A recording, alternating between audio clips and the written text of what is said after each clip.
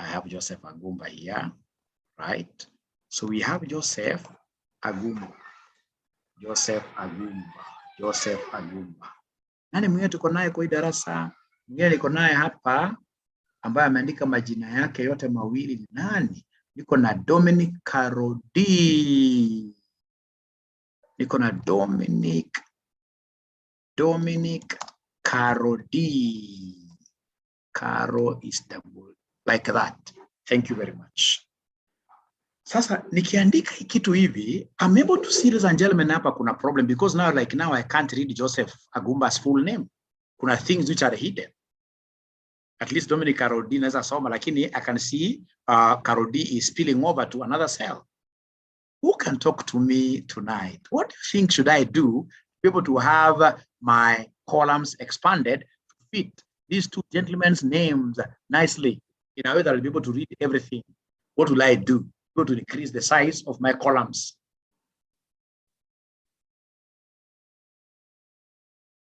Please talk to me. Please talk to me. Please talk to me. What will I do? Just type there. And then the other thing, tafadhali tukiendelea, ningetaka kila mwanafunzi aanze kujua kumute. Sifai kuwa mute from my end. That's gargling, muzzling you people, isn't it? Muzzling you people. No, I don't want to be doing that. I would want us to have a discussion. So everybody must know how to mute themselves, really. Haya, naambiwa hapa.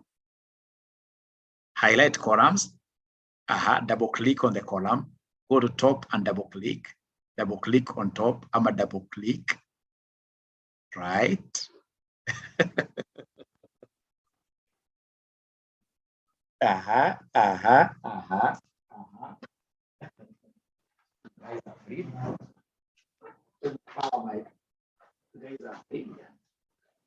You guys go to the top right of the column heading and double click on the column boundary. Thank you very much. Sasa nataka muanze kufikiria right away from a financial modeling perspective. Financial modeling perspective, we handle a lot of data. Like now, the one that I'm working on right now, it has over 1,000 rows. Over 1,000 rows. Over 1,000 rows. So what these students are telling me, mwalimu, at sasa kuja kwa hii column kama ni column ya G, which is okay as well. Naambia kuja kwa hii column ya G, highlight, alafu kuja hapa kwa kona. Unaona hapa kwa kona? You double click. Inakuja ime-expand. Joseph Agumba. Tena ukuje kwa hii H, you put the column there. You don't even have to highlight, by the way. You can come and put this thing, you see that plus there, and then you double click. It gives you Dominic Karodi. Very nice. Very nice. Like that. Let me go back. Let me go back to where we were. So like that, ladies and gentlemen, remember what we are saying here is that you'll simply come to, Monde amerezi mkono ikakuja mahali mbaya. Good. Yeah. So you'll simply come to this G at the periphery, at the periphery here, right? Like that. Once I see that particular cross, it's a cross of expansion. So go ahead and double click. Again, target H, put it there. Go ahead and double click. So if andika majina zenu, mniambie kama mmefanya exactly like that. But trust you me, that's quite a very sad way of handling Excel. Especially if you're na column sasa, you're na column kama 100. You're na column kama 100. Right? You're na column kama 100. It's working. Thank you very much. Omondi has a hint. Omondi able to elezea kwa kutype. Unfortunately, I can't mute you. Omondi, able to tuambie hint ni gani? Tuambie hint ni gani? Tuambie hint ni gani? Also, in the process of teaching, I tend to learn so many things from my students wangu wamenifunza Excel zaidi kuliko any other person. Ina kujanga nikiwa najua, mwingine nakupatia hint ambao ukiangalia utasema kitu how I wish I knew it long time ago.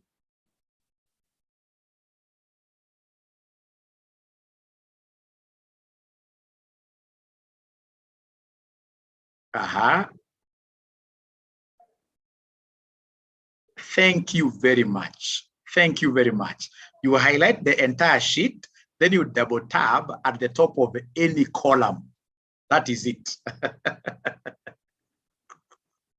Thank you very much. These are bright students. Thank you very much. Thank you very much. Thank you very much. Kitu ambacho wameniambia ni kitu ya maana sana. Wameniambia mwalimu wewe ni aje. Hapa tulikuwa na huyu jamaa alikuwa anajiita Dominic.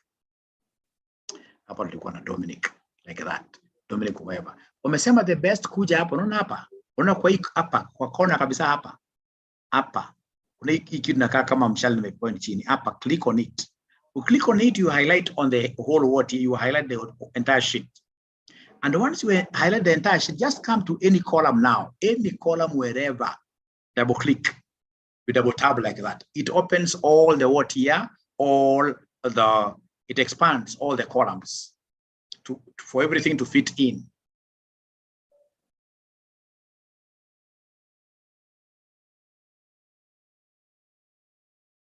So please, I'm hoping that there is somebody who is trying to do that.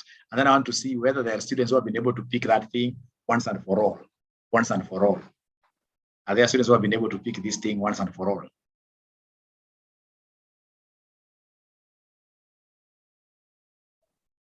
Unakuja unaandika tu vitu, for example, unaweza kuja hapa uandike Mary Wamboi. Uende kwa the next one.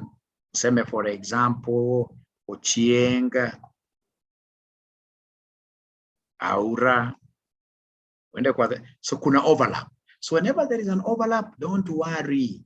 Whenever these Excel sheets are too big and your CEO has been given information, what do? You'll simply come there. You highlight the entire worksheet, right? Si lazima uanze kusema to control all. Hapana, kule juu highlight the entire worksheet. Highlight the entire worksheet. After you've done that, ladies and gentlemen, now go to any column. On top of it, just double click. Go double click, now you'll be able to see Mary Wamboi nicely, Ochieng Aura nicely. This is a beautiful thing. It's a beautiful thing. But unfortunately, I'm not seeing any student who is telling me that Mwalimu have hacked it. Mwalimu, from today, I'll not be going to expanding only one column at a time. That's not in the interest of financial modeling. So I'll be able to show you how to capitalize this kupatia shida, how to work with uppercase, middle, nitakuonyesha. Kwa sasa tuende namna hiyo. Done. Thank you very much. Thank you very much. Thank you very much. Thank you very much. Now, class yetu ya financial modeling ya kwanza kabisa, tulifunzwa kuhusu how to make a multiplication table. There is no way you can ever become good in financial modeling if you don't know how to make a multiplication table. But before that, ladies and gentlemen, we have something small here. Here we have, for example, quantity, right? We have a quantity. We have quantity here. That's something small. We have a price here. We have price there, right?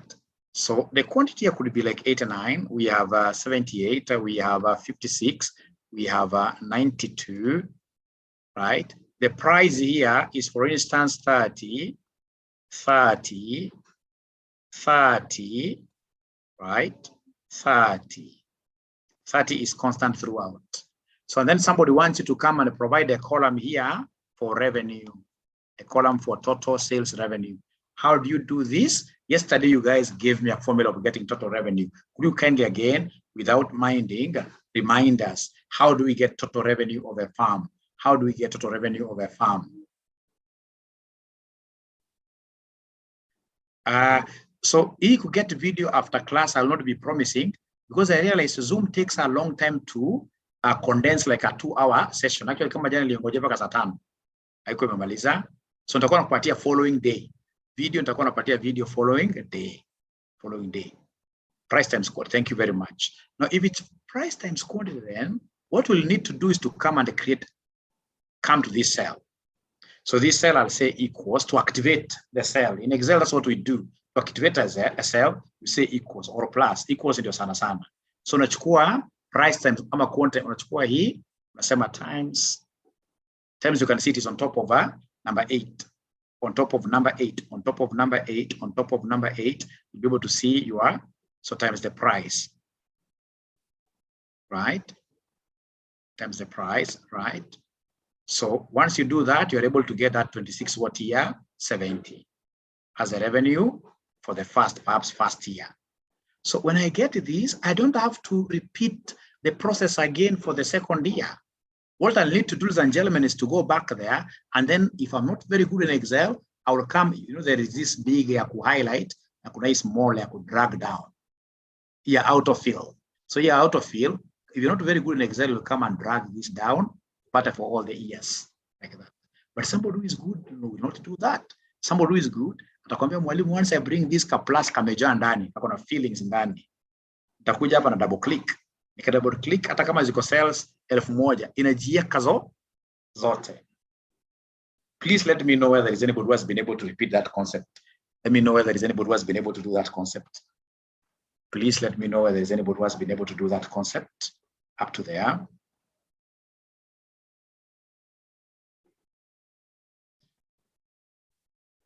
Let me know whether there is anybody who has been able to do that concept up to there.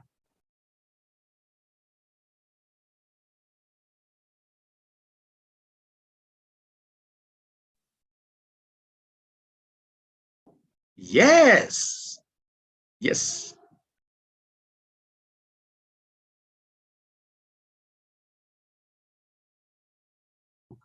Thank you very much. That's what I like. Students who are dancing whenever they reach a milestone. Thank you very much, Robert. Yes. Yes. But you see, also in Excel, there is one thing you need to appreciate, ladies and gentlemen.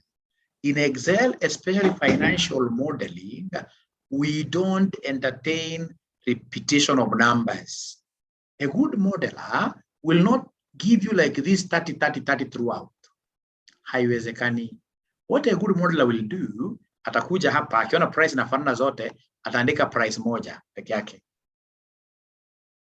Of course, easy. Sasa sifai kukua. Tutoe hii column yote, tutoe column yote namna hiyo. So atakuandikia price moja mahali pengine tu, in a different workbook, atakuandikia, in this case here, price moja hiyo 30. And then he'll expect you now to apply these 30 to each of these quantities. Can somebody do that as an exercise? We spoke about this yesterday. We spoke about this yesterday. We spoke about this yesterday.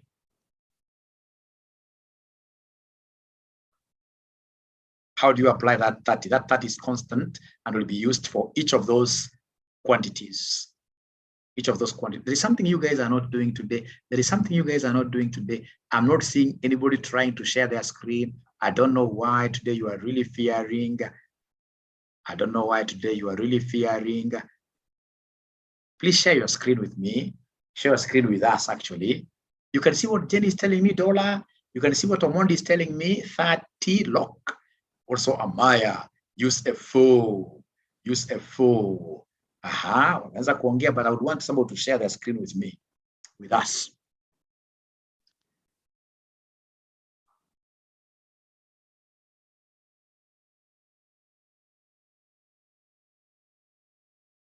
Control plus E, that one will not apply here really.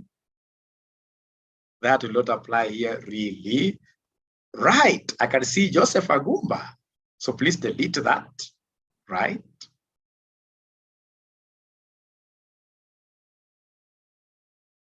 Hapo sasa baada ya delete umefinya backspace. Umefinya backspace, nilikuwa nataka delete the entire year 23, but it's okay. Delete hizo. Yes, you lock with $, because $, is strong. Thank you very much. Toa hizo 30. Toa hizo 30 zingine pia. Kuna 33 nataka utoe hapo. Nataka utoe hizo. Yes. Great. Sasa tuanze kazi. Price is only one. Equals as usual.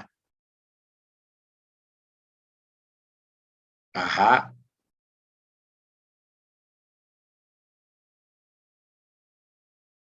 Times 89. I like that.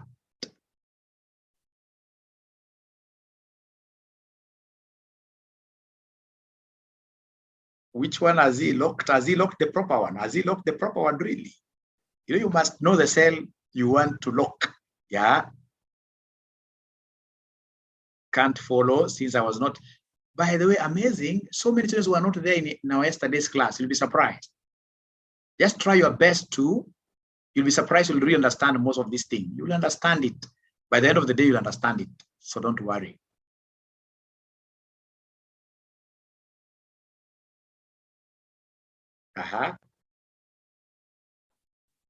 So, remember that is the one to be locked, yes.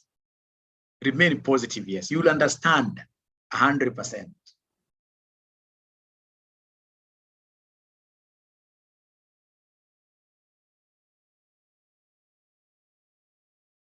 Enter.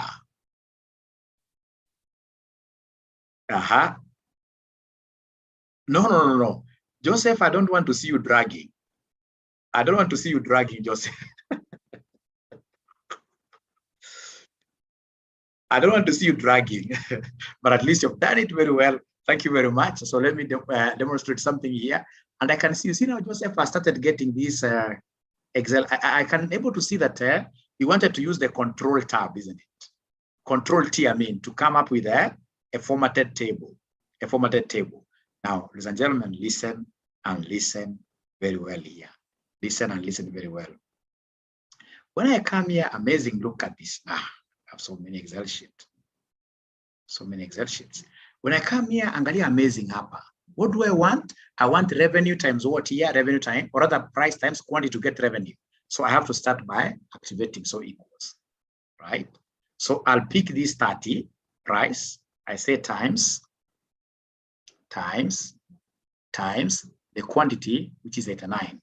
But I'll come and say what here, somebody, I'll say enter.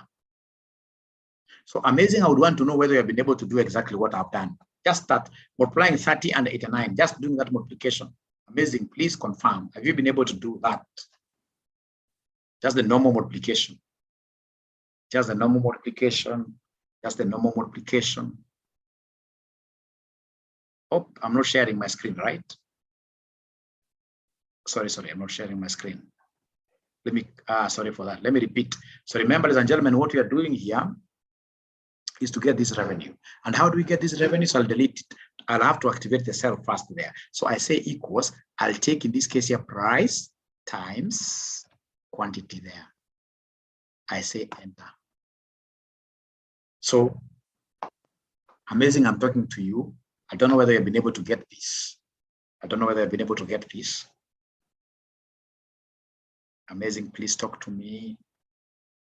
Not amazing alone, even the other students, please, if you're not able to get, it's my duty. It's my duty. I would rather even we extend these classes even up to January, but at the end of the day, everybody has to understand how to kimbi. And also remember that before I give you a certificate signed by me personally, you have to pass an exam. We have that agreement. Yangu sikupatia certificate huko nje unasema pata certificate Excel na hujui kitu. Yangu itakuwa ni ya ukweli. 100%. And it will be a project based where each one of us will get like 10 minutes to present whatever question I give you. Right? You hata nikifungulia nikileta hapa kwa studio, I have so many certificates. Let me actually show you. Niweze kujua tena kuambia.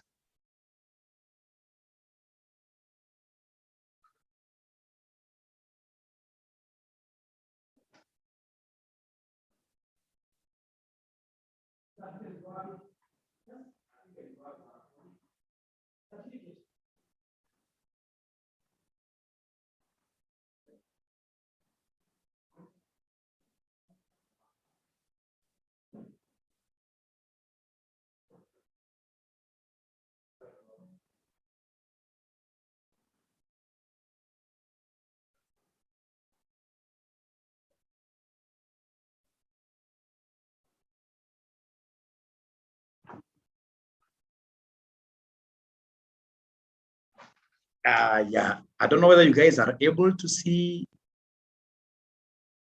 I don't know whether you guys are able to see. Ukiangalia hizi ni certificates za advanced Excel. Na ukiziangalia vizuri ni ngapi hizo? There are over 100, say 120, right? And nazishikilia sababu gani? I hold on to them because the students have not been able to pass what year? The exam. I hold on to them. I cannot give it to you. Pako portray kama umejua Excel. Excel. Is that fair or unfair? Is that fair or unfair?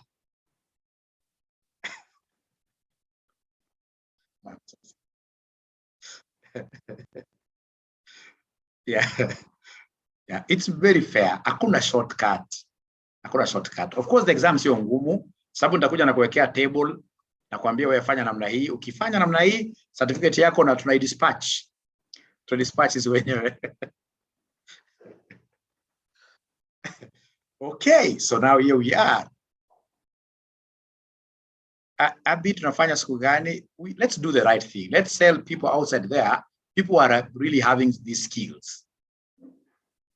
Na wamenisumbua hizi ni za December.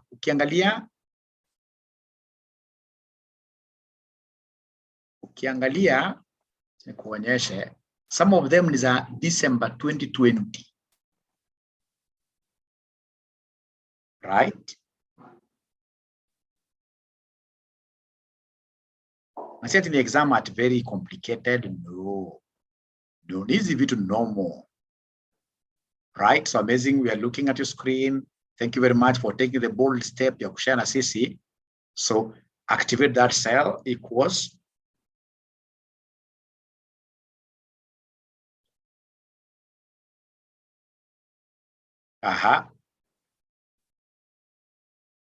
So go to the next cell. First cell there, it's price times quantity. Times.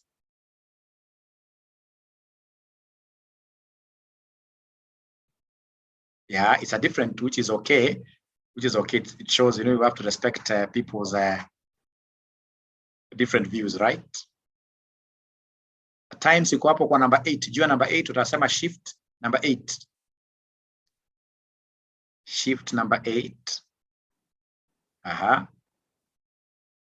Great. Sema enter, great. So go back. Eka plus camera, very good. Thank you very much. Thank you very much. Ladies and gentlemen, let's go back here. Let's go back here. Sasa hapa kuna shida moja. Nikija kufanya vile amazing amefanya, niseme for example I'm dragging this down. Ama for example I'm just using autofill. I'm double clicking on this. I'll get 0, 0, 0, 0 there. Why? Because Excel is a randomized variable concept. What this Excel has done, because of its automation, it has taken the first row and multiplied 89 times 30. But it flew straight away down and it took 78 times nothing. So it keeps on moving down one row at a time. And that is why this 30 has to be locked. This is why the 30 has to be locked. So then how do we lock this 30? What I'll do, I have to know this cell 30. This cell 30, instead of 30 ni G what? G10. When I will make a cell up, I will make a cursor up. You can see G is a little bit bold. G up there. And you can see 10 is a little bit bold. Na pia, ukiangalia vizuri kitu kwa kona kabisa, kuna hii cell, hii. Inakuonyesha G10 kwa name box. So it means that this 30 G10 cell has to be locked. And how do we lock it? We normally lock it using the $sign. The $sign. And the $sign, the easiest way, sababu nataka kufanya absolute referencing. It's called absolute referencing. G10 is here. What I'll do, I'll come and put my cursor after G10. After G10, you can now see the cursor is dancing. Dancing kwa G10. Dancing kwa G10. Like that. So as it dances like that, it means I can put the dollars. I can decide to put the dollars before 10 and before G manually, or I go the easier way. The easier way ni kusema F4. Hapo juu kwa screen yako, kwa keyboard yako, you'll be able to see F1 to F12. So mimi nataka kufinya F4. When you press F4, it puts the $sign before 10 and before G automatically. Before 10 and before G automatically like that. Once you do that, then you have been able to lock. Now 30 is locked. It means that now 30 will be picked by all these values in the multiplication. So when I say enter like that, I'll get 2670. When I drag this thing down, I'll have 30 being applied throughout. So we use dollars to lock. We use dollars to lock constant numbers, to lock fixed numbers, to lock fixed numbers, to lock fixed numbers. So is that okay? Is that okay? Is that okay? Is that okay? Is that okay? Is that okay? Have you tried doing it yourself?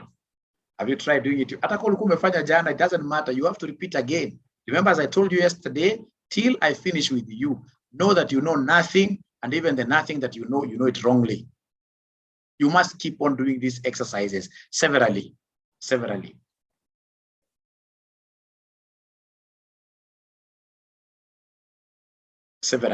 You must know how to lock. If you don't know how to lock, you'll always have problems.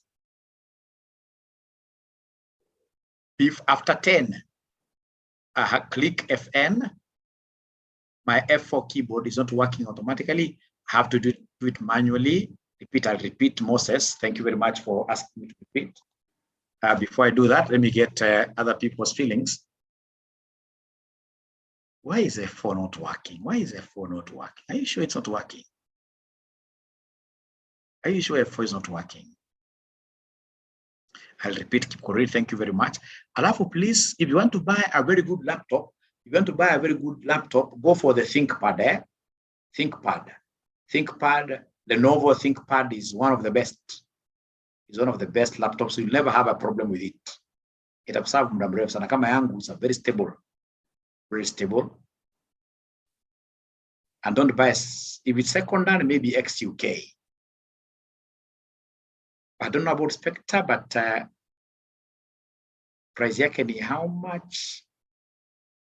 You have to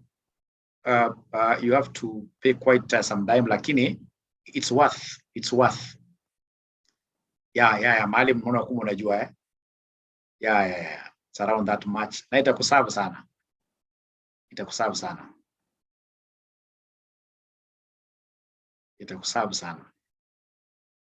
zaidi. That is if you are working. I know some of you are working in senior positions. Don't go for these HP things. Apple too, not bad. Yes, Apple, I know Apple is very stable. Yes, very stable.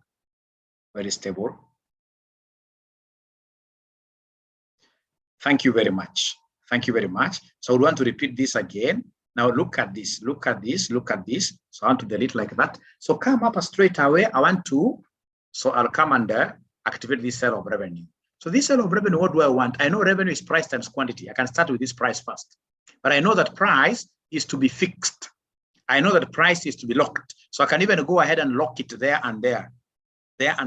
So locking it, I'll simply say F4 because I want it to be locked like that. And then I'll come and say times this 89, right? Enter. And then once I get that, now I'll be able to do what here? I'll be able to scroll down. And of course, this 39 will be applied throughout. So are we there? Kama huko kazi haiwezi. Na usijifinye sana. Work with whatever you can, but as you progress, because you know now working online is becoming a reality. Whether you like it or not. Done. Yeah. Thank you very much. Great. Thank you very much. Now, ladies and gentlemen, the last one before I introduce today's concept, is now this thing of working to do what here? This thing of working to produce a multiplication table. Multiplication table is quite crucial. I cannot go without revising that with you again. So I would want a good student to share their screen with us and talk to us, show us how do we do a multiplication table that we got those days in primary school. A multiplication table.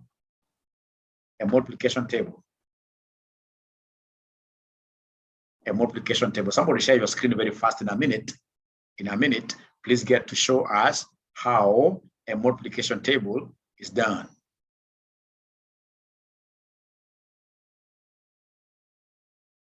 Sijaona msichana akishare screen na sisi.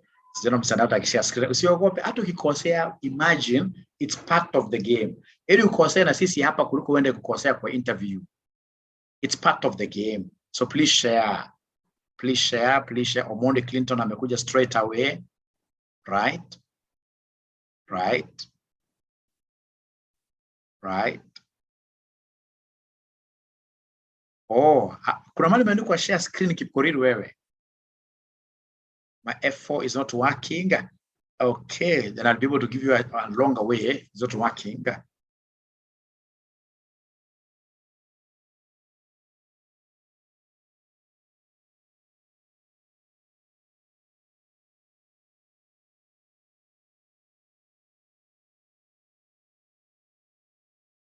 Oh, Galaxy pia F4 yake ifanye kazi. Kwa hivyo ni ukweli Kwa hivyo kuna machines zisifanyi kazi F4.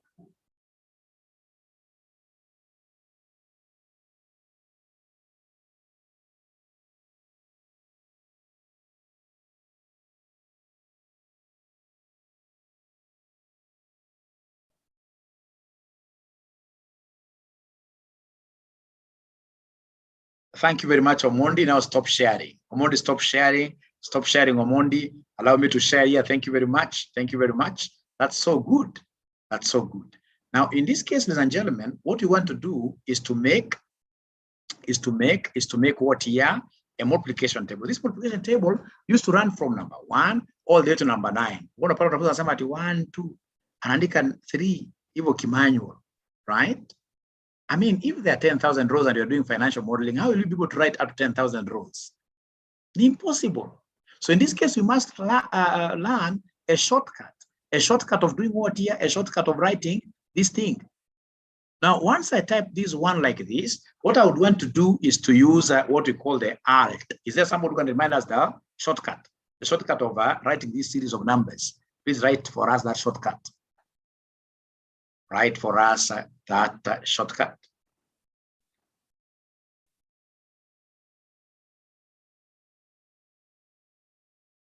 Write for us that shortcut. Shortcut ya kuandika series. Alt H FIS FISI. Ile shortcut ya mimi nikimwanga mafisi. Because tena wapendi lugha sana, lakini ni ukweli. So Alt H FIS. So once I've typed this number 1 alone, nitakuja hapa niseme alt. Sasa nifinye moja moja niseme H, alafu niseme F. Kama nimeshikilia alt chini. Kumbuka alt sitoi alt mkono kwa alt. IS. Na ukishamaliza hiyo sasa kuna table imekuja hapa. Hii table ikija hapa inakuuliza series in. I would want my series to come in form of column. And I would want, in this case here, this thing to start from 1, but to end at what here? At 9. So I say at 9. And then I say apply. So when I say apply, this thing comes automatically. So I'm repeating again. Look at this. Look at what I'm doing. Naandika number 1. Nikishaandika number 1, ladies and gentlemen, nakuja straight away nasema hapa alt, right? Alt H F I.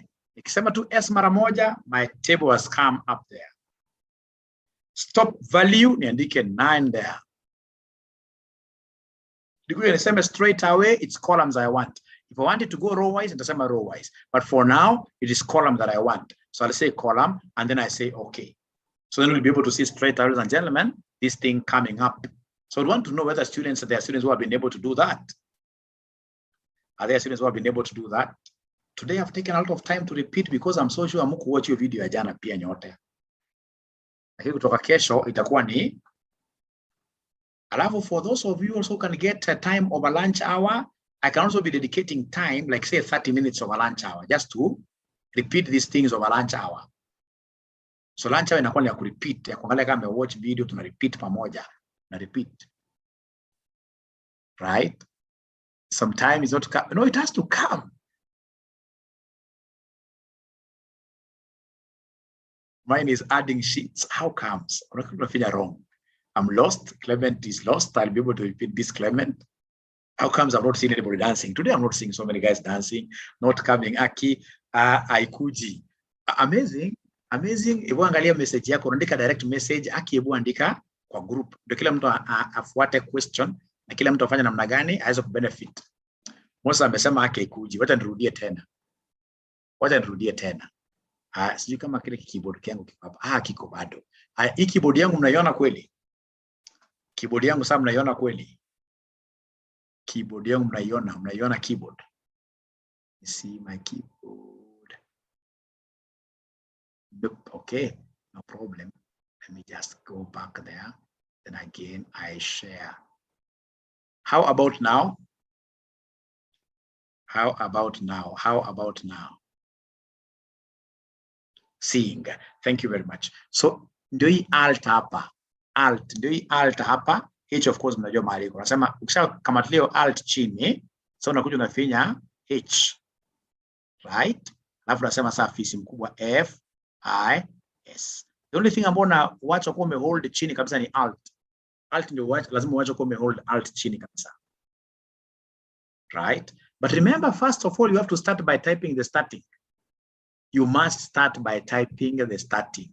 You must type by starting. You must start by typing the starting area. So my starting area here is 1. My starting area here is 1. My starting area here is 1. So nitasema 1. Nikisafinya 1, I can go out a little bit and then I go back to that 1 again. Kama utaki ongeza sheets, go back to that 1 again. Alafu kuja useme alt, tunashikilia namna hii alt. Unasema H, unasema F, unasema I, unasema S. Ukifika S imekuletea hiyo table namna hiyo. Hebu kwanza fika paka hapo kila mwanafunzi. Fika paka hapo kwanza kila mwanafunzi. Alt umekamatilia alt chini. Alafu tuko na F, H F I S. Ukifika hapo niambie umefika hapo. Sawa. Sawa, done. Great. There. Thank you very much. Now kutoka hapo sasa nakuja hapa nasema stop value, nasema 9. I want to go to 9. Kumbuka ni columns. Usikasahau kutick column. Usikasahau kutick column. Ukishatick column ukisema okay, that is it. It comes straight away to 9. It comes straight away to 9. So let me read again your comments here.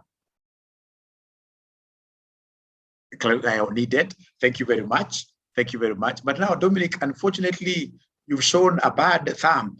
You're putting your thumb down like this. It should be like this. Yes, like galaxy. Thank you. Okay. Okay. Amazing. Umepata kweli. Amazing. Umepata kweli. Ama bado kweli unatanga pity party. Pity party unajione huruma throughout. Usijione huruma in this life. Uko sawa. Uko strong. You pick this ball from wherever you get it. Just like a buffalo soldier, you fight upon arrival. Omoni amesema yes. Chonjo. Can you run the numbers from the middle? Yes. By the way, thank you very much, Liz. Thank you very much, Liz. Ameuliza swali mzuri. Kumbuka, unaweza kuja hapo ukasema, for example, you want to start your series from 5. Useme 5, right? This is very important, especially for those of you who are doing PhD finance, or rather project thesis work. You will be required to sample. And at times you could be using what we call systematic random sampling, where you'll have your sampling frame and then you'll tell Excel to pick every 5th item or every 10th item. So what I'll do, nitakuja hapa niseme nimeanzia 5. Naona hiyo 5, nirudi hapo. Niseme alt H F I S. Niseme column series. On a step value. This step value can be anything. I can even talk of a range of 3. So nikisema is the every 3rd item from 5. Bora nipatie stop value. Stop value I can even give it like 100. Right? Niseme okay. Itaenda tukiruka 5, niruka 3, every time niruka 3, inakupatia na add 3, paka all the way to 100, and of course if 100 is within, itafika 98. Haitapita hapo.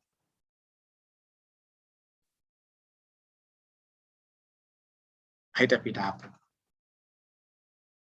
Ona kama nimesema ya 5 ningekuwa wewe ningekuwa nisharudia mara moja. Yana mbio unaweka. Because for sure you will get these things in finance, whether you like it or not. You'll get them. Okay. Choose row. Well understood. Zimeenda across. Asante sana. Na Moses tulikuwa naye hapa jana. Moses hukuona video. Moses is too busy at his work, besa akasahau kuangalia video. This is about personal development. So Moses umesema hapa one for example, right? Turudi hapo kwa one tena. Tuseme hapa Alt H F I S. Ishakuja. So Moses hukumbuka kusema column, yani series, either series in rows or series in columns. So ukisema ukiwacha ikuwe rows ni sawa. Right? Useme stop value for example 9. Right? Ukisema okay, stand across. So yuko mwenye amefanya mazoezi ya cross pia. Yuko mwenye amefanya mazoezi ya cross pia. Yuko mwenye amefanya mazoezi ya cross pia. Zimekuja. Yes. Excellent. Huyu anauliza hizo numbers zinatokea aje? Ni automated. Ni automated. Wewe bora ujue your concept.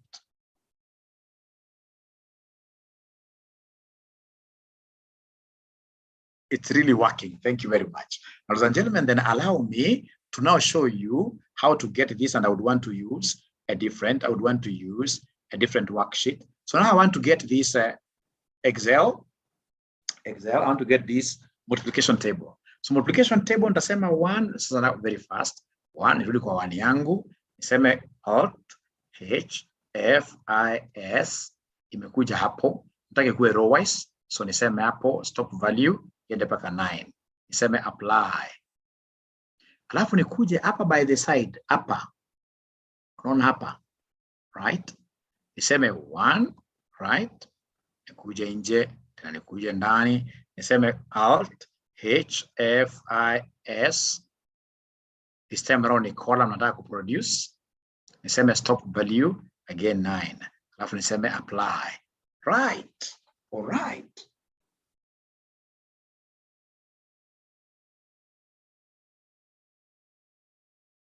Great. So please let me know whether you guys have been able to reach where I've reached. Let me know whether you guys have been able to reach where I've reached.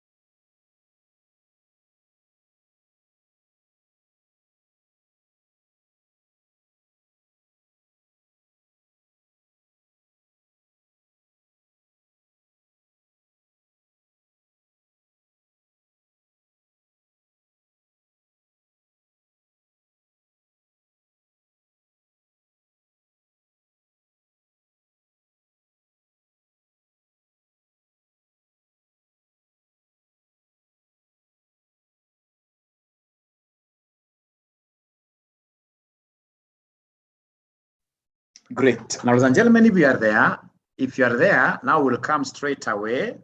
Students are okay now. We'll come straight away, ladies and gentlemen, and now try doing our multiplications here. So how do we do our multiplications? Equals. I want to take this one. I multiply this with what here? I multiply this with this one. And then I say enter. So I'm able to get this one like that. So once I get this one, so I would want to use the power of Excel to get all the others. So I'll come and then drag this down. When I drag it down to see whether this one will be, this is disastrous because it has now taken here like 1 times 2 to give me this 2, which is okay. But now 1 times 3 is not 6. 1 times 4 is not 24. What do you think have we done wrong? Or what do you think haven't we done? Where are we getting this kind of bad multiplications? Where are we getting this kind of bad multiplications? Where are we getting this bad multiplication? It's because of this Excel, once it multiplies like this, it keeps on moving down. So like now it will take here 1 times 1, fine. Next it will now take 1 times 2, 2, 2 times 3. It will keep on moving down like that. And that's why you need to lock. And in this particular case, which lockup do we do? You have to be very bright here. You have to be very bright here. We have to be very bright here. The lockup that we need to do, ladies and gentlemen, here, let me go back here. The lockup that we want to do here, listen and listen to me very well. The lockup here, when I come back to this one, you see this row number 9. Row number 9 is a row of reference. And if it's a row of reference, then I have to put $1 before 9. In my case, of course, your case, I know it's not row number 9. In my case, I have to come here and put $1 before 9. So I'll put $1 there. Dollar is on top of number 4. So it is shift 4. And also E. Column E is a column of reference throughout in my multiplications. So column E, now this time around, I'm not using F4 because I'm not doing a full lockup. I'm locking up components. Like now here, I would only want to lock up E. So to lock up E, I'll come before E there. See my cursor dancing before E like that. I say shift 4. So I've been able to lock up that E, and that will be it. When I say okay, and then I come and drag this thing like that, now it is okay because you can see 1 times 9 is 9. Even when I drag the whole body up to 9 by 9, I expect to get an 81. I'm giving you 2 minutes to try that thing. It's a beautiful thing. I'm giving you 2 minutes to try that thing. It's a beautiful thing. It's a beautiful thing.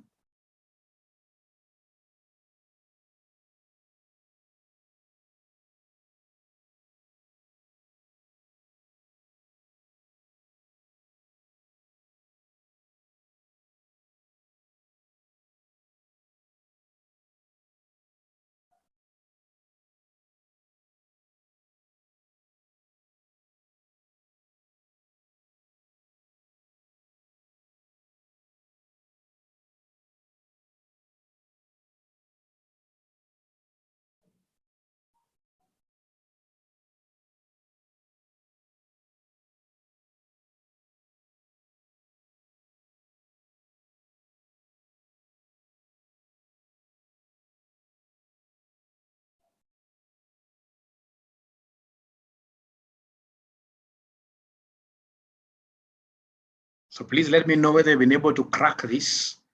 Let me know whether you've been able to crack this. Let me know whether you've been able to crack it.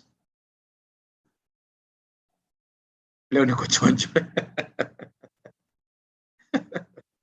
Got it. Thank you very much, Jenny. Repeat kudrag. Dragging. Okay, I'll be able to repeat that. Okay. I'll be able to repeat that. Okay. Please repeat. Okay. Please talk to me. Talk to me. It's either you've gotten it or I repeat. Talk to me. Talk to me. Talk to me. Talk to me. Talk to me. Talk to me. Yvonne, thank you very much. Kindly repeat. Thank you very much. I'll be able to do that very fast. Repeat the concept, Moses Kingori. Moses Kingori uko watch video zangu za jana. Na jana ulikuwa sawa sana, Moses Kingori. Jana ulikuwa sawa sana. Not unless I'm confusing, but I think I was with you yesterday. By all means, it's okay. Now let me repeat them very fast because of time. Now, ladies and gentlemen, I would want to go back here with now. So come back here. I want to start from scratch now. Come back here. So where are we? So here is where we are. So I would want to come straight away and activate this cell, right? So activate it by saying equals, right? What do I want in my multiplication tables? I would want these column rows, column titles being multiplied with row titles. So then I would want to start with the first one here. Corresponding here is this one and this one. So I'll take this one times this one like that. If I say enter, of course, I know if I try to drag this thing down, Excel is a model which keeps on varying, moving down one step at a time. So for sure, I'll need to do what we call cell reference. And it's very easy because you're not doing full references. It's very easy because I know the title. Like now here, this is a row title, this number 9 in my case. In my case, it's 9 which has got all this. So I need to look for this 9, where this 9 is in this formula. Where is 9? It's here. Put $1 before it. It's shift 4. And then the other thing that I would want to lock is column E. Column E is also a title column. So I'll come and look for E before E. Before E, I'll be able to put there a shift, a door like that. And then, ladies and gentlemen, when I say enter, everything now is okay because I've been able to do my lookups very well. So now I need to come and really move down like that. And then, of course, I'll be able to move across up to eta 1. Please, now the last time, confirm you've been able to reach there. Confirm you've been able to reach there. Confirm you've been able to reach there. Confirm you've been able to reach there. Confirm you've been able to reach there. Speed is of essence. Speed is of essence in terms of Excel. Speed is of essence. The students who told me to repeat, I'm just trying to, yes, confirmed. Hapo sasa sawa, Mohammed sawa. Amazing, you told me to repeat. Sawa, clear. Thank you. Thank you very much. Beautiful, yes, great. Excel is the most beautiful thing that you can ever. We are now there. Thank you very much. Now, I would want to use this formula, ladies and gentlemen, to basically teach you this concept of VLOOKUP. Because, of course, apparently yesterday you guys were still looking at this thing to be very foreign. Actually, I remember what some of you told me, that you are looking at downloading advanced Excel. You wanted advanced Excel software. It's the normal Excel. Now, ladies and gentlemen, all of us, do we have this document? Have we been able to download this document? I sent this document to you on WhatsApp. Have we been able to download the document? All of us, do we have this document? All of us, do we have this document right in front of us? Have we been able to enable editing? I sent this document to you. I have. I don't have. Why? Can somebody share that document on WhatsApp? Can somebody share that document on WhatsApp? Can somebody share that document on WhatsApp?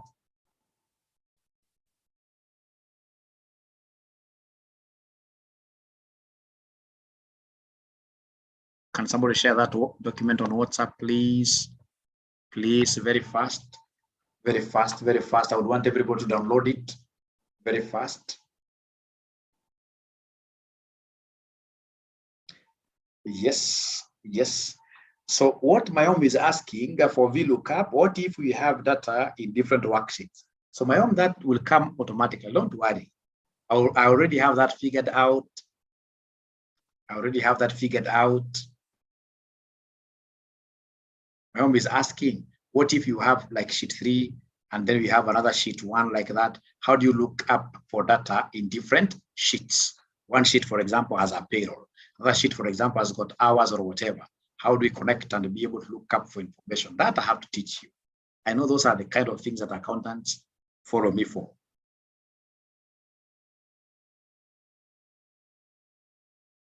But my home, if I start it at that level, trust you me, these guys will run away. They'll never come back to this class. Is there somebody who has done that sharing for me? Is there somebody who has done that sharing for me? Please help Mwalimu.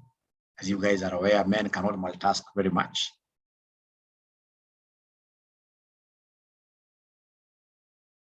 Great. Great. Thank you very much. Already shared. Thank you very much, Joseph. Thank you very much. So I would want us to do something very simple. Very simple indeed. Very simple indeed. Very simple indeed. What I would want us to do here, sorry. What I would want us to do here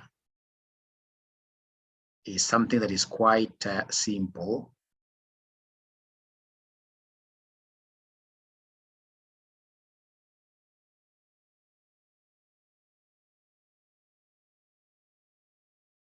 Something very simple. Inafungua kwa WPS. Don't open it in your phone. Send it to your email address and then you open it from there. Send it to your email address and then you open it from there. Send it to your email address and then you open it from there.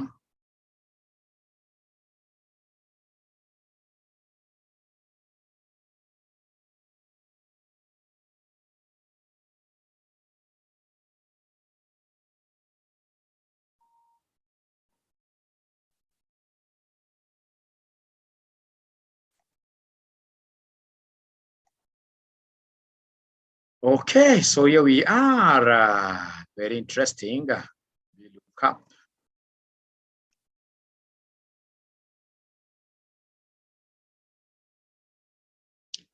Okay, so here we are. Now, ladies and gentlemen, I would want us to go back to where we began from yesterday. That's from the beginning. So from there, right, this sheet is very clean. So you've gone in this case here for an interview somewhere. And these guys have got a lot of commodities in the inventory. They've got a lot of commodities in their inventory. So with these commodities, ladies and gentlemen, what will happen here is they could be having like 1,000 of goods in the inventory. And then they'll ask you to search for information of only one item. Search for information of only one item. So if you don't know the VLOOKUP, you don't know the HLOOKUP, you don't know the XLOOKUP, you'll have problems. So like now in this case here, I know most of us love football, right? I have a question here where we have got teams, like 12 or 10 teams or thereabout. And then I want you to just look for information regarding one team alone, which is Lazio. Let me change this perhaps to a different team this time around. Let us look for Arsenal, because I know most of us here are great supporters of this team that loses throughout, right? So we have Arsenal, right? So somebody tells you from this information, look for Arsenal. So you see, when you look at this thing, you'll be able to bear witness with me that Arsenal, you'll be able to see it very fast. It's here because the teams are very few. But what if these teams were thousands and thousands and thousands, and then Arsenal is in between there? I've seen, especially when we are hired here to look for accountants at senior level, when they come, for example, CFO level, when they come, we want to see whether they are good in Excel. Give them something small to look up. Guys will start in this case here scrolling. Anatafuna macho yote, murumia hata, anaangalia. Ikifika wana unamuuliza mzee, utatoboa, anakuambia hata interview sasa staki. Wacha enda nyumbani. Mwambie enda nyumbani, lakini next time, jua kwamba kuna what we call lookup functions. So my lookup functions, ladies and gentlemen, what do I do now here? My lookup functions, what do I do here, ladies and gentlemen, with them? My lookup function, this is what I'll do. Takuja hapa Arsenal. First of all, as usual, say equals to activate. Right? So I want to look up for this Arsenal. Arsenal happens to be part of a column. Arsenal happens to be part of a column. This is a column, Arsenal. So if it's a column, it's a vertical thing.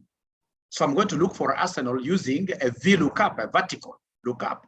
So I'll start typing there the function VLOOKUP. Before I even finish pressing this VLOOKUP, I'm able to see straight away VLOOKUP has come up, has popped up in blue color. As I told you yesterday, blue is the color of whiskey. Whiskey, you tab. Ukiona tunasema na mnaweza whiskey, lakini nakwambia kwa Excel, ukiona something too blue and you want to take it to the cell, you simply tab. Are you able to see the tab function? Tab function. Are you able to see the tab function? Are you able to see the tab function? Are you able to see the tab function? So the tab function, in some computers, it is written tab directly here, tab. In other computers, it is the arrows like that, arrows. So I hope you have been able to see my keyboard there. So tab, thank you very much. So if you have been able to tab, ladies and gentlemen, then we are good to go. So you tab like that, and then automatically you will VLOOKUP. I'll have to repeat this a little bit. So what have I done? What I've done, nimekuja hapa nikasema kwanza equals for purposes of what here equals for purpose of activating myself. Nikasema VLOOKUP. Imeenda huku juu, right? VLOOKUP. Yes, that is where I want it to be. Now from there, they want me to pick the lookup value. What item are you looking for? If it's a goods, which good item are you looking for? Here I'm looking for a particular team. I'm looking for Arsenal. So I'll come and press Arsenal there. But again, remember that this Arsenal team happens to be in this column H. And the column H is a column of reference, is a title column. So if it's a title column, then the H, ladies and gentlemen, has to be dollar. So napeleka kitu nyuma. You dollar reference H. Nasema H is dollar reference like that. Why? Because it's coming here, right? It's a column. I'll be looking at Arsenal to know the Champions League. I'll be looking at Arsenal to know the games played. So this H has to be dollar. It has to be anchored. It has to be locked up like that. So from there, safari inaendelea. Nakuja hapa mbele nasema comma. So nikisema comma, inaniuliza which is your table array. Table array, you come to this table where you are looking for your information. So this entire table, you highlight it. Now, to highlight table, ladies and gentlemen, to highlight table, the best is to press Control Shift, and then now you use the side arrow in the navigation. Press side arrow once, then you press side arrow, down arrow once as well. Usianze kuhighlight na mouse na ni shile kitu yetu tena. Kitu tunasaidia, Mungu ananipatianga wisdom ya kujua kupiki hizi vitu. Hiyo ni Mungu ananisaidianga. Haya, ikija hapa kwa hii kitu hii, right? So I have Control Shift and then I have my 4 arrows here. So nikisha click ile column ya kwanza nasema inashikilia hizi nashikilia chini permanent. Control Shift nashikilia permanent. And then now I'll be able to hit, this is the side arrow. Nikimaliza side anakuja hapa nasema down arrow. Turudie tena. Sasa umeshaona kiasi. Turudie tena. Sasa umeona kiasi. Look at what I've done. What I did, I came here to my team is there. So with my team being there, nikashika Control Shift. Nikasema side arrow. Ikaenda paka mwisho. Nikashika tena hiyo Control Shift nimeshikilia bado tu. Nikafinya down arrow ikaenda paka mwisho. Ladies and gentlemen, forget about everything, but never forget that table array is normally fully anchored with a 4. Table array is normally fully anchored with a 4. Table array is normally fully anchored with a 4, like that. Ukifinya F4, inakuja kwa dollar kwa kila mahali ya table array. Kama una F4, unaweza kuweka hizi vitu manually. Weke dollar mbele ya B, weke dollar mbele ya 3, weke dollar mbele ya F, weke dollar mbele ya 12. After table array, these guys are putting a comma there. For they are guiding you. They put a comma. Now, you'll have to allow me to finish this helicopter style paka mwisho, so they can first of all be in that position where we look at the end. We need to look at the end, and then I'll be able to go back and repeat again. So after that, wanauliza mzee, column index ni gani? What do you want in this case to search about Arsenal? I would want to search for country of Arsenal. So, and the country is column number 2. Because team is column 1, country is column number 2. So I'll be able to press number 2 there. After that, ladies and gentlemen, unasema comma. From there, nakuuliza, what kind of approximation do you, or rather, what kind of lookup do you want? Do you want a true lookup or a false lookup? Do you want an approximate match or an exact match? In finance, we always work with exact match. If the thing that I'm looking for is not there, please tell me it's not there.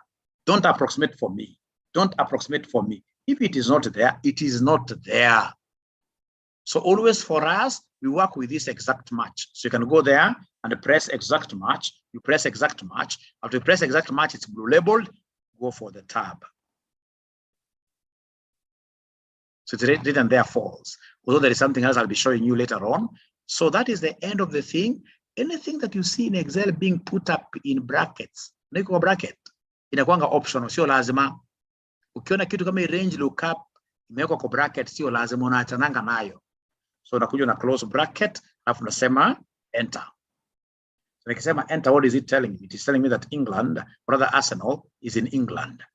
Naona charts, of course, there must be somebody complaining, highlighting nimekwama. Hapo ni noma. Sawa, nitakuonyesha hizi, nilitaka hivyo, lakini nilikuwa nimekuambia pia ni hata usipo understand, ni high level. Kwanza nifike mpaka mwisho, niweze kuona the end. After that, of course, having gotten one, now I need to use the power of Excel. So I need to come and do what here, drag this. I drag like that. If you drag it has stuck with England, and I can't blame it. Why? Because remember here we defined the column number. And for sure, like now here, this is the third column. 1, 2, 3. So it means I need to come to this, put my cursor there, go back to my formula bar, and change these 2. I put 3 there. Nasema enter. It will change. Niende kwa games played pia nifanya the same. Nikija kwa games played najua ni column number 4. So nakuja hapa imesema 2, mimi nitakuja hapa niseme column number 4. Haya, niseme enter. Nikuja hapa kwa England ya mwisho niseme column number 5. Nikuja hapa ni change column number 5. Niseme column number 5, niseme enter. Nikisema enter nipate. So look at the information it has returned there for me. It's telling me that Arsenal is an English team. And yes, it played Champions League. And the number of games played here were 38. You can see there. The points earned in total was 79. Ladies and gentlemen, listen and listen to me very well. What I'll do, I can easily come and type another team, for example, here, like which team? I know there must be fans of Liverpool. I'll be able to repeat this. Once I say Liverpool there, like that, I'll be able to come there. So I can even come like that, ladies and gentlemen. I can even come like that. I highlight the entire thing like that. And then I'll be able to drag this down. When I drag it down, what will I be getting? Look at what I'm getting. I'm getting here that Liverpool is an English team. It never played. It never played Champions League. It played 38 games. We have here points earned 84, like that. And you can see now I've been able to automate my Excel. If, for example, I come and say Lazio there. Nikisema to enter and nipatia automatic. No. So now kama nisha type, so nikusema tu pale straight away na nipatia. So now I wanted you guys to see the end result of this so that I can now repeat slowly. I wanted you to see what happens with the VLOOKUP. So as I repeat, you guys now will be so keen with it. So are you ready now? I start repeating. Are you ready? I start repeating. Are you ready? I start repeating. Are you ready? I start repeating. Are you ready? I start repeating. Are you ready? I start repeating. Mwalimu amekataa kwa nini? Mwalimu amekataa sana. Policy yangu haikuji pa kunalia. Usilie. Been doing it blindly. I really get it now. Oh, at the workplace I've been doing it blindly. Yeah, accountants use these functions. Lakini alipoenda kwa auditing firm akaambiwa kuna kitu inaitwa VLOOKUP. Lakini hajakuwa akijua. Yeah, can I repeat it? Remember to use comma. Leo niko flight mode. Aki. Kwa nini flight mode? Don't worry. Share full screen. My problem is if I press lookup, it's not coming up. Hiyo nitakusaidia saa hizi. Highlighting nimekwama. Kwanza to address one problem at a time. Tuanza na highlighting. Gentlemen, ladies and gentlemen, if I want to highlight this entire table, kuna njia mbili. I can come and press kwa team hapo. Ni drag kawaida. Unaona hiyo ya white. Hii ya white ni ya highlight, nifanye hivyo. Lakini swali ni hii. Accountants, for sure, we are using dealing with big data. If you have a table of 1,000 rows, utafanya hivyo mpaka lini? Haiwezi. So in this case here, what I need to know is this way of highlighting. Jenny angalia. Ngoja niweke hapa kitu kwa team. Ni kuonyesha mahali control na shift iko. Unashikilia chini hizo mbili. Unatumia unasema right arrow, inasonga peke yake tu. Unasema down arrow. Nimemaliza. Kwanza tuanze na nyinyi confirm kwamba mmejua ku highlight. Tuanze na hiyo kwanza. Have we known how to highlight all of us? Tuanze na ku highlight kwanza. Start afresh. Tuanze na ku highlight perfecto, right? Tuanze na ku highlight sisi wote kwanza, tujue ku highlight. Clement umejua ku highlight? Clement, I'm going to sum flight mode. We have to, because if you don't understand today, you'll disturb me tomorrow again. And from tomorrow, I would want now to move towards finishing this thing. Clement amesema yes. Jenny, ku highlight. Ulikuwa umeleta issue ya ku highlight. Umejua ku highlight. Kwa nini nakata? You to be frank, like Jenny, kwa nini? Hebu Jenny share screen yako. Hebu share screen, Jenny.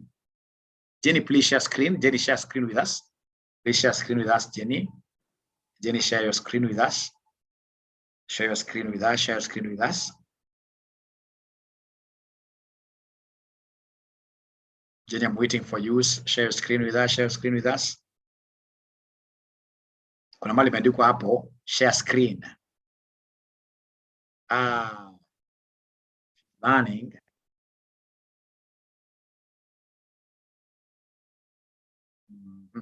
what you do. If your phone has a very good camera, how do you do it? Is there a way you can point your camera towards your laptop? We get to see it. Because there must be a way. There must be a way you can point maybe. Is there anybody who can share their screen with us? Anyone else who can share their screen with us? Anyone else who can share their screen with us? Galaxy in the wheel. Thank you very much.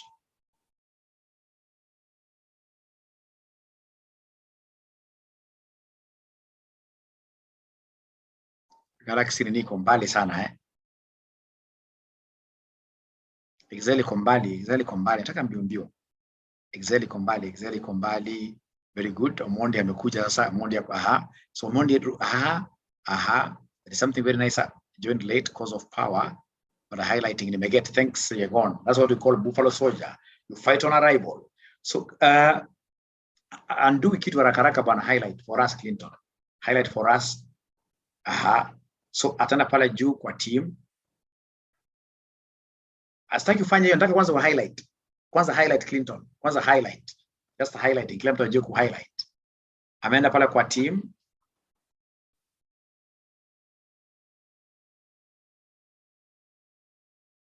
Great.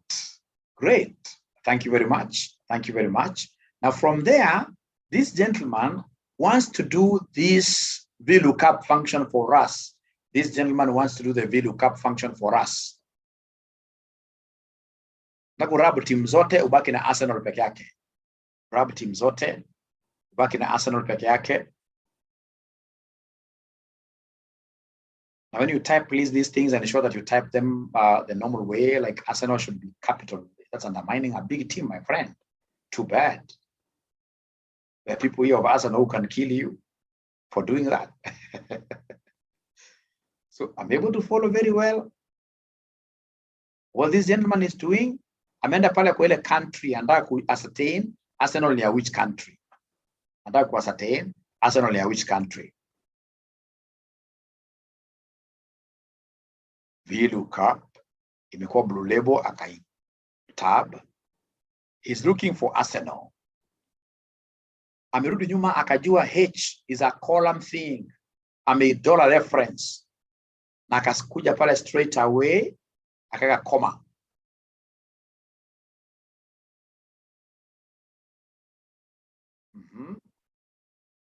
Ameenda kwa table array aka highlight yote. Yeye ameamua kufanya manual. I like that. Ameamua kufanya manual. I like that.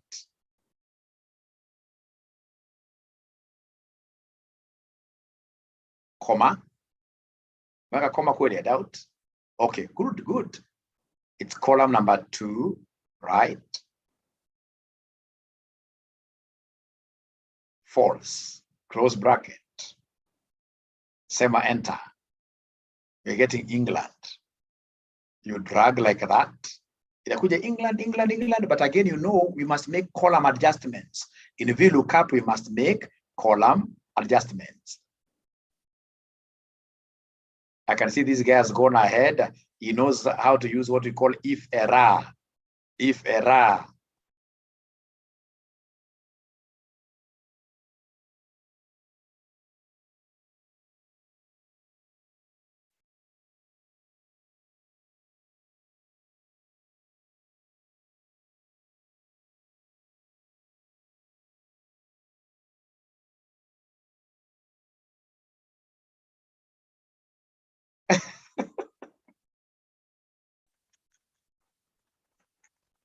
You don't want to appreciate talent. Step by step. Ameenda mbali sana. We Clinton, hebu toa screen hapo sasa. Toa screen hapo, umeleta vitu vingine. Unaweza kuleta if error na hapa hata hakuna mambo ya not applicable. Kwa hiyo mahali ukipata not applicable, unaambia if error, please be returning this to us. Clinton, wacha ni share yangu sasa. But I appreciate Clinton uko juu, you are an advanced Excel user. Thank you very much. Now, ladies and gentlemen, so nataka tuende step by step. Nataka nivute hizi zangu zote. Nivute hii sasa. Nivute hii sasa. Nitoe hiyo. Asante. Sasa sisi wote nataka tuende kwa hii country. Tupate countries hizi wote. So to activate kwanza ituseme equals, au tuseme VLOOKUP ishakuja pale blue. So from there now tab. When I tab like that, it is asking me, what are you looking up for? What is the lookup value? It is Arsenal. When I press Arsenal like that, then I'll be able to remember very fast the concept of what this is a column title. It's a reference thing. So I'll have to go back a little bit. Kwa H, and then I fix a dollar. I fix a dollar before H like that. Alafu sana nasema safari iendelee. Nakuja hapa mbele. Umeona imeniambia after lookup value inaniambia weka comma. Kuna comma hapa chini. After lookup value weka comma. So nimeweka comma. The next thing inaniambia weka table array. Table array now I need to come and highlight this. If you're not able to highlight this using the shortcut, no problem. You highlight Jenny, highlight the long way. Highlight this thing the long way. I've even done it the long way myself. And then remember very fast, before you put a comma, that table array, this thing that is always in red, it must always be fully anchored. And to fully anchor this, we use F4 automatically. If you don't have F4 in your laptop, then straight away you must come and use what here? The long way, where you put dollars before B, dollars before 3, dollars before F, dollars before 12. After table array wananiambia weka comma.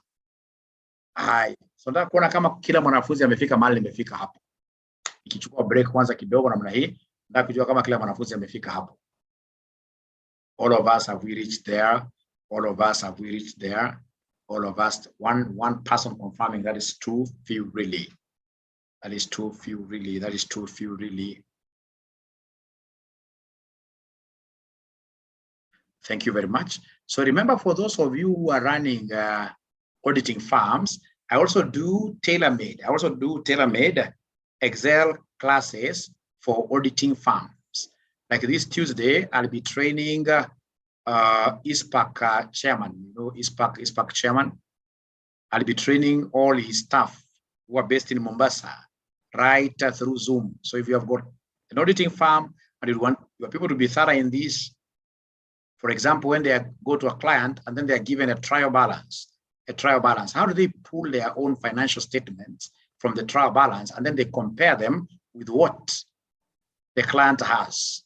That client anashtuka. Remember, the only thing I need is a trial balance. Kesho kienda muonyesha ndio figures.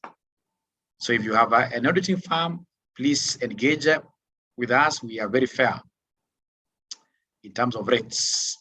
Great. So are we? Wala wamesema yes, aki ni watano peke yake. Ni watano peke yake. Watano peke yake. Watano peke yake. Madam, we can talk about this after class. After class. Now, so nataka kuendelea na safari yangu. Nataka kuendelea na safari yangu sasa. Nataka naendelea na safari yangu. Excel yangu na misbehave imerudi. Sasa imeniambia hapa, the next thing, ladies and gentlemen, is the column index. This country that I'm looking up for is column number what? We have the team, we have the I. So this is column 2. You know, it's an index number. We say the column I, it's a number. So it is column 2, like that. Alafu nasema comma. Ukifika hapa nisikize, ikileta true or false, always as in finance we work with false. So unaekanga 0. You know 0 is false. 0 is the same as false. Unaeka 0. Always unaeka 0. In financial modeling, hataki kazi ngumu. Ukiona tu kitu inasema true false, always unaeka 0. Alafu unafanya nini? Una close. Alafu unasema enter. I'm able to get England. Can I see somebody who is now celebrating having gotten England there? Or somebody who is crying. Somebody who is crying, having gotten nothing. Having gotten nothing. Somebody who is crying.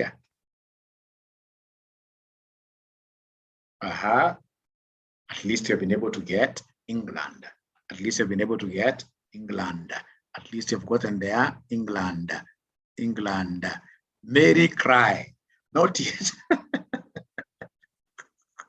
Everybody feedback. What you waniongeleshi? Nipatie feedback. Nipatie feedback. Are we there? Are we there? Have we gotten England? Nipatie feedback. Jenny amelia yake yote. Yes, dada baya. Aha. Utapata umesahau kakoma tu. Umesahau kitu kidogo tu. Aki wengi hawajanipatia feedback. Ivonne Wamboi, yes. Wengi hawajanipatia feedback. Clement amecheka. Nikucheka ama nikushtuka Clement? Ingozi Robert, yes. Yego, yes. Clement analia. Clement leo namna gani? Yep. Thank you very much. So allow me to repeat hapo kwa 2. Allow me to repeat this again. Galaxy didn't. Great. Ladies and gentlemen, here we are. So I would want to repeat it again. So I'll delete this. So I'll come and say equals. So when I say equals there, what do I want? First of all, why am I using a VLOOKUP? It's because the information I'm looking for here is arranged in columnar form. Ingekuwa arranged in horizontal form, ningetumia HLOOKUP. But hapa natumia VLOOKUP because it's arranged in what here? In columnar form. So then I'll type VLOOKUP. And then I say tab, because it's blue labeled. Then the lookup value is Arsenal. This Arsenal, once I press on it, I'll ask myself, is it something of reference? Will I be referring to it in future? Yes, so it is H. So I go back a little bit to H. I go back a little bit to H. I say dollar there. And then, ladies and gentlemen, I'll be able to go back with my, and continue with my journey, say comma there. Because you see, after lookup value, they want me to put a comma. And then now table array. So now I'm using the manual approach. The cursor going slowly, table array like that. And table array must always be fully referenced. F4. Yakuwa na dollars throughout. Kutoka hapo nasema comma. And the next thing is the column index. This thing that you're looking for, country, is in which column? It's in column number 2. So you press number 2 like that. After that, unasema comma. Inakuuliza true or false, always in finance. Hata ukienda kwa Python language. In finance, you get a true, false, unasemanga false. False. And the best way of saying false is using 0. So you say 0.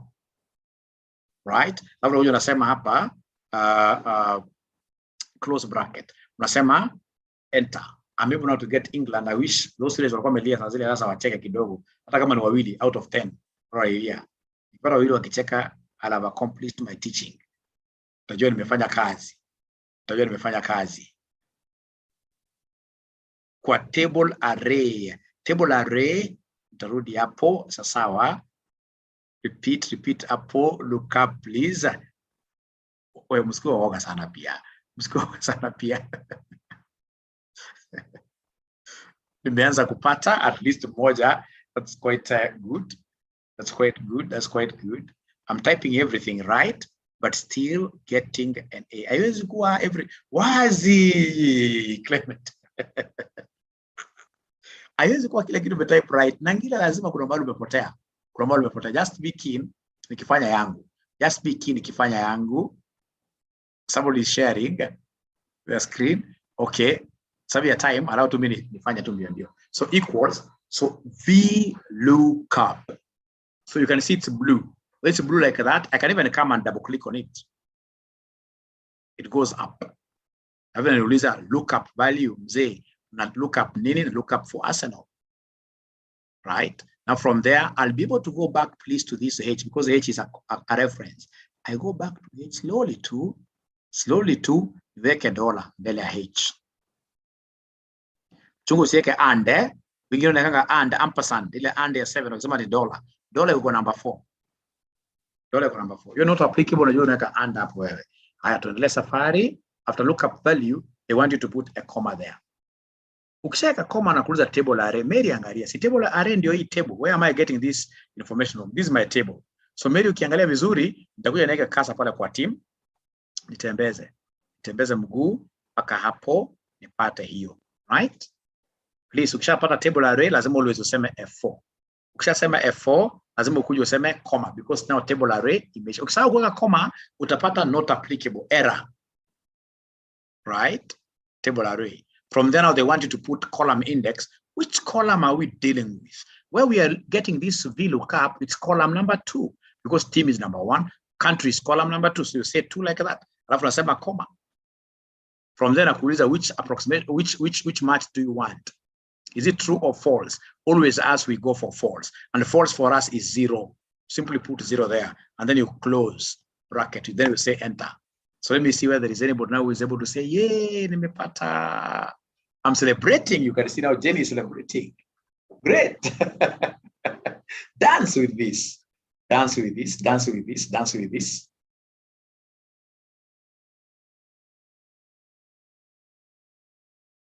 Mary, thank you. Great, great, great. Now, come, ladies and gentlemen, now I would want to drag this successor along. So along the row, I want to drag this. So drag this to use the power of Excel. Namna hiyo inakuja England. Ikija England namna hiyo, unajua of course hapo unafaa upate Champions League, unafaa upate kama ni yes ama no. Lakini imekupa England. Games played unafaa upate number, lakini imekuja England. Points earned unafaa upate number, points earned, lakini imekuja England. Why do you think is it giving us England throughout? Why do you think is it giving us England throughout? Why do you think is it giving us England throughout? Why do you think is it giving us England throughout?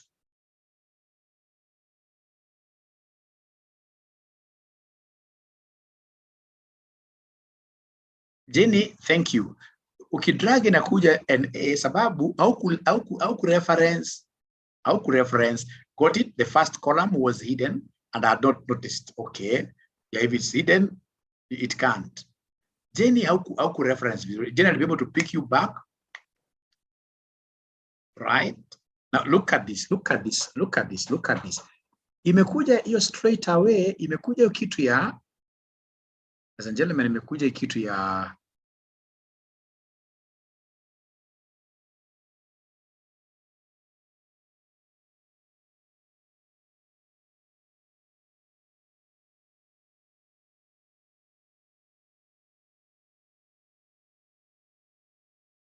Zoom is behaving because of the number that is online. Great. Imekuja kitu ya England, simply because of the England column which was fixed here. So like when I press on this Champions League, which is supposed to be column number 3, it is still reading column number 2 here. That's a mistake. I need to go back there and fix this. Right? I need to go back and say, it is 3. I say enter. Now you can see it is coming to Champions League. Arsenal played. Arsenal team kubwa. It played Champions League. Nenda kwa games played. Ikiweka hapo kasa, inaniambia kwamba iko column 2 kwa hii column 3. Na inafaa kuwa column 4. So nakuja hapo, naenda back, nasema 4, nasema enter. Nikija kwa points earned ni column number what? If you count, points earned is column number what? Points earned is column number what? Points earned is column number. Points earned is column number. Points earned. Somebody talk to me. The points earned is column number what?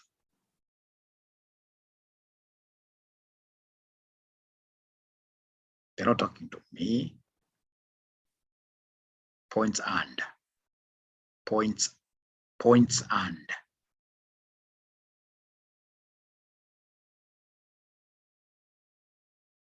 Hello.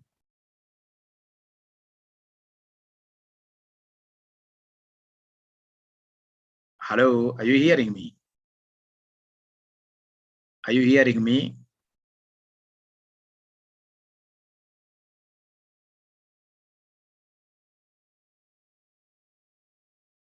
Is there a problem? Hello? Hello?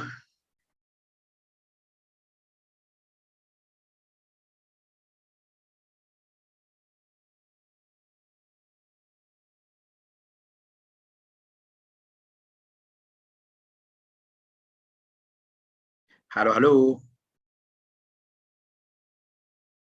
Oh, okay. So, great. Column number 5. I was wondering how comes you're not responding. Column number 5. Column number 5. So then I'll come here. When I click on this, I realize that it is still reading column number 2. And it's supposed to be column number 5. So I need to come and say there column number 5 like that. So can I get to here whether there are students who have been able to reach where I have reached? Can I know whether the students who have been able to reach where I have reached? Is there any student who has been able to reach where I have reached? Niko hapo sasa. Great. Niko hapo. Yes. So ladies and gentlemen, then you are at home. Because now what I'll do, if I want any other team down now here, I will not be laboring at all.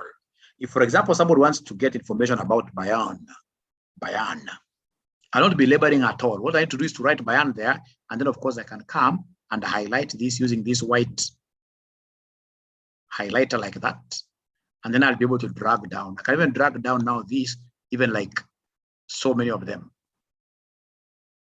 So you can see now Bayan information has come automatically. Bayan is Germany. You can see here Bayan is Germany. It played. One is returned it played. Games played 34. Points earned 90. Right? So when I put this not applicable, like it's very good for me for purpose of automation. For example, if I come and press there Lazio, when I say enter, it gives me information automatically. When I come and say, for example, for those of you support Manchester United, so Manchester United, when I say Manchester United, I have to look at my spelling, because if you miss out on spelling, it can't return the correct values. So you're able to get in this case here like that. Right? Right. So here I would want to see got it, even though I have a problem with F4, at least you fought with it. Fought with it. Yeah, we may come England, so I have to change column titles. Have to change column titles. We want to get feedback from most of you, whether you're together up there or whether you would want me to repeat something. Whether you would want me to repeat something.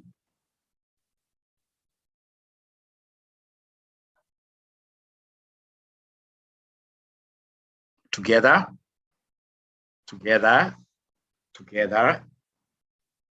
Only one student saying together. Only one out of 60 something. That's quite a small number. Insignificant. Together. Mbona sijapata machozi? Machozi pia ni sawa. Ton Kuola amesema yes. Together. Clement. I'll keep on trying hard me part. Together. Although my F4 is not working, I can at least do manual.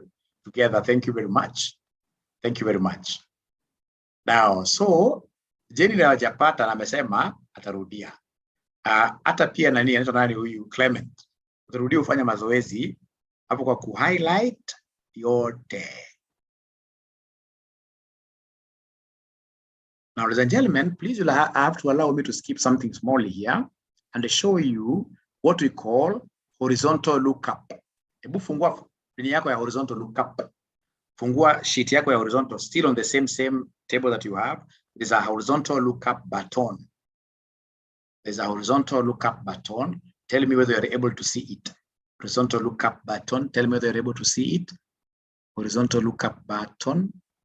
Kuweka F4. What I'll do, nimaliza na hiyo horizontal lookup button. In case kama kuna mwanafunzi haja understand yeye, tabaki naye nyuma. Tukibambana hata kama ni mpaka saa 5. Lakini ni allow tafadhali with the 4 minutes or 10 minutes or so, nimaliza hiyo horizontal ndio tukija kesho tukikuja kwa same concept. Right? Wala ambao mtakuwa mmeshindwa hapa na pale moja mbili, tabaki nyuma na nyinyi. Right? Kikoriri, ukiangalia sheet yako iko na vitu mingi, iko na VLOOKUP na iko na HLOOKUP. Ukiangalia hiyo Excel yako iko na two tabs. Iko na VLOOKUP na iko na HLOOKUP. Umeiona? VLOOKUP done. Amazing ilikuacha wapi? Aki amazing umenyamaza. Amazing. Uko umeanza vizuri sana amazing. Ule ndio ukanyamaza kabisa.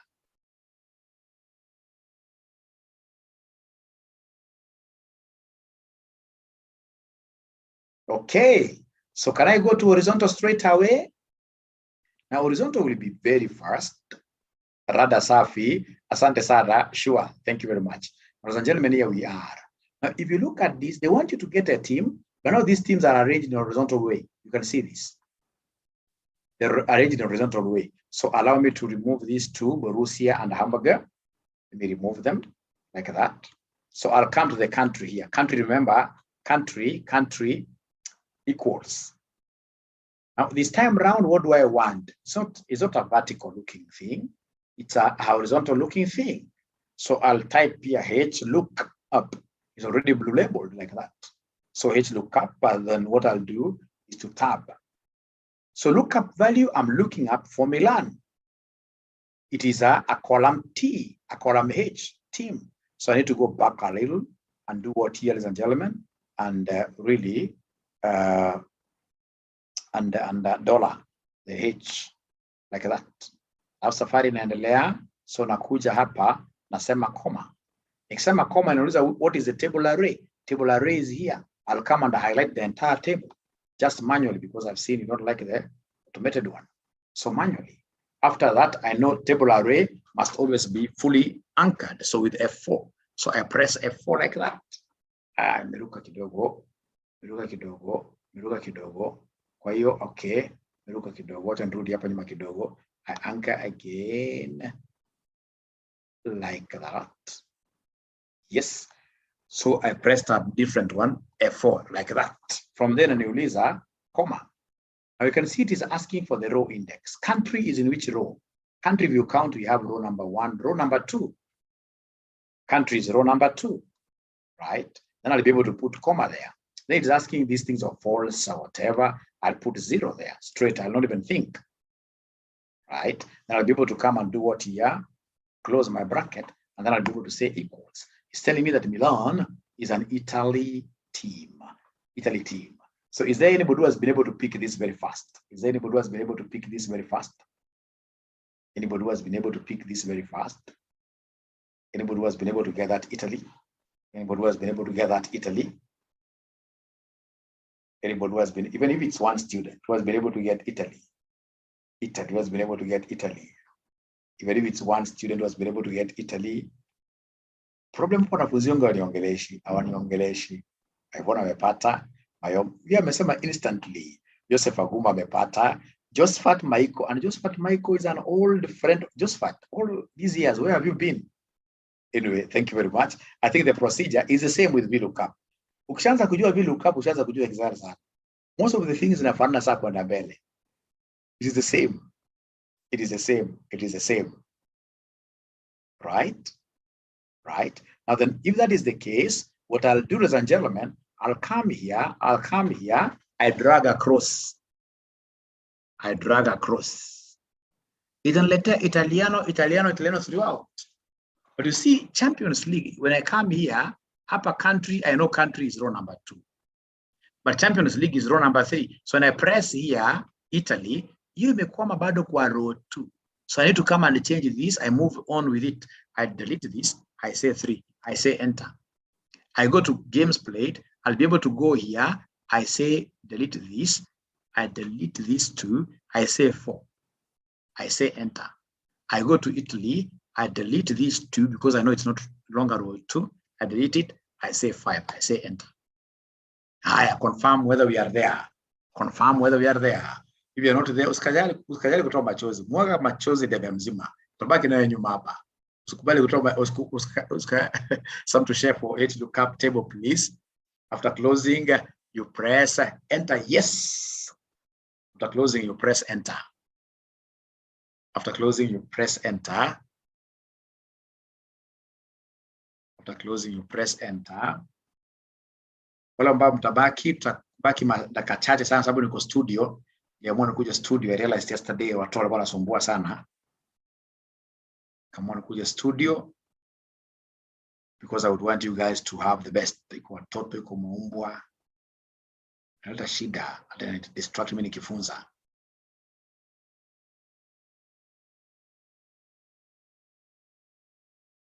Finally, I'm there, Brian. I love that. Done. Thank you very much. Thank you very much. Abby, got it. Got it. Got it. Got it, Milo. Thank you very much. Great. How comes I'm not seeing anybody crying? Does it mean that everybody has got it? How comes I'm not seeing somebody crying? And then ukitaka amani na Excel, please, this is a very expensive course out there. Trust you me. It's a very expensive course out there. Let us not have this Excel. Let uende kufunza na mtu mwingine. Not applicable. Because jeni unasahau. Unasahau dola zako. Jeni unaona si international girl. Unasahau dola zako kuweka. Perfect, okay. We shall overcome. Cool, Sada. Caroline, thank you very much. So what I'm saying, even after this, please just take your time. Take your time. Take your time. Take your time. Take your time to understand this Excel. To understand this Excel. Excel is a very serious thing. Very serious. That's why here we have very serious people here, by the way, for your information. I want to mention their names, but they are very serious people here, very serious people in this class. To just show you why you need to appreciate this Excel. Na pia hata ina mwisho wa kusoma. Ukimaliza tukienda financial modeling, please be in that class mpaka mwisho. Haya, asante sana. So before they start dropping off, what if in this case they wanted you to look for any other team? For example, what if they wanted you to look for Borussia? So Borussia, like that. So they want you to look for Borussia. What you'll do, you simply write Borussia there, right? And then you come and first of all highlight. I saw you guys love highlighting like that, which is very absurd for me. And then you come and there. Now using this autofill, the black, you drag down. You can drag many of them like that. So like now it's telling you Borussia is Germany. See here. You can see Borussia is Germany, yes, 3471. Borussia is Germany, yes, 3471. Ukija ukijaribu timu nyingine, ukika timu nyingine, for example, kama hamburger, itarudisha automatically. Kama hamburger, itarudisha automatically like that. Great.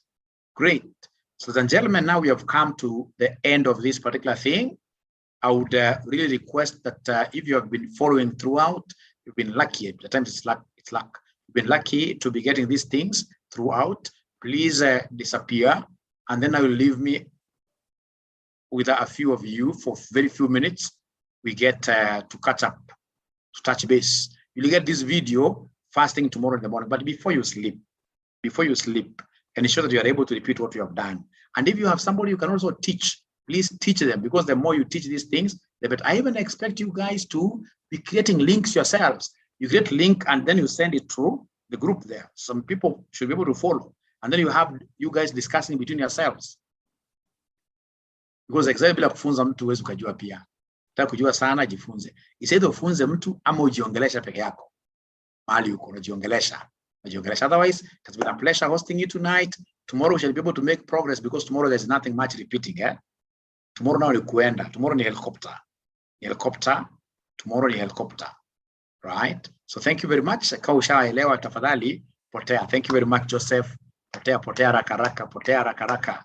Thank you very much.